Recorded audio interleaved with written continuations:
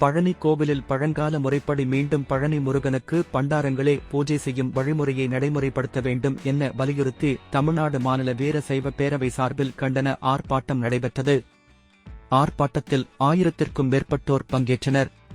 திண்டுக்கல் மாவட்டம் பழனியில் தமிழ்நாடு மாநில வீர சைவ பேரவை சார்பில் உரிமை மீட்பு போராட்டம் நடைபெற்றது.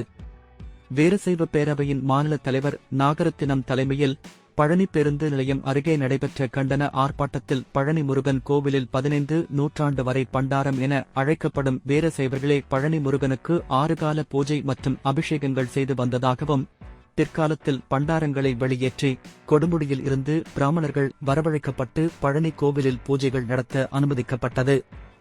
எனவே போகர் மற்றும் புலிப்பாணி வழியில் நவ்பாஷான சிலையாலான பழனி முருகனை காலங்காலமாக பாதுகாத்து வந்த பண்டாரங்கள் எனப்படும் வீரசைவர்களுக்கு மீண்டும் அந்த உரிமையை வழங்க வேண்டுமென்றும், பிராமணர்களை வெளியேற்றிவிட்டு மீண்டும் முருகனுக்கு பூஜை செய்யும் தங்களுக்கான உரிமையை நிலைநாட்ட அரசு நடவடிக்கை எடுக்க வேண்டும் என்றும் தெரிவித்தனர்.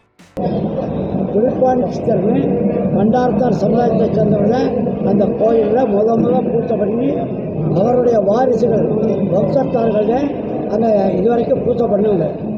ஒரு 300 ஆண்டுகளுக்கு முன்பு ஒரு பிராமணர் கோயிலில் போய் பூஜை பண்ணுற இடத்துல அந்த பண்டாரத்தரோட பிரச்சனை பண்ணி, நான் பண்டாரத்தார் கையில் விபூதி வாங்க மாட்டேன் அப்படின்னு சொல்லி பிரச்சனை பண்ணி, அன்னைக்கு அந்த முருகன் கோயில் மதுரை திருமலை மன்னர் கண்ட்ரோலில் இருந்திருக்கு. பழனி முருகன் கோயில் அரசிடம் இதுகுறித்து எடுத்துக் கூறும் வகையில் தற்போது கவன ஈர்ப்பு போராட்டம் நடத்தப்பட்டதாகவும், விரைவில் மிகப்பெரிய அளவில் வீரசைவ சமுதாயத்தினரை ஒன்று திரட்டி போராட்டம் நடத்தப்படும் என்றும், மீண்டும் எங்களுக்கான உரிமையை பெறும்வரை வீரசைவ சமுதாயத்தினரை ஒன்று திரட்டி மிகப்பெரிய போராட்டம் நடத்தப்படும் எனவும், வீரசைவர்களில் உள்ள 7 உட்பிரிவினரை ஒன்றாக சேர்த்து வீரசைவர்கள் என்று ஒரே பிரிவாக அறிவிக்க வேண்டும் எனவும், வீரசைவர்களை மிகவும் பிற்படுத்தப்பட்டோர் பிரிவாக அறிவிக்க வேண்டும் எனவும் தெரிவித்தனர்.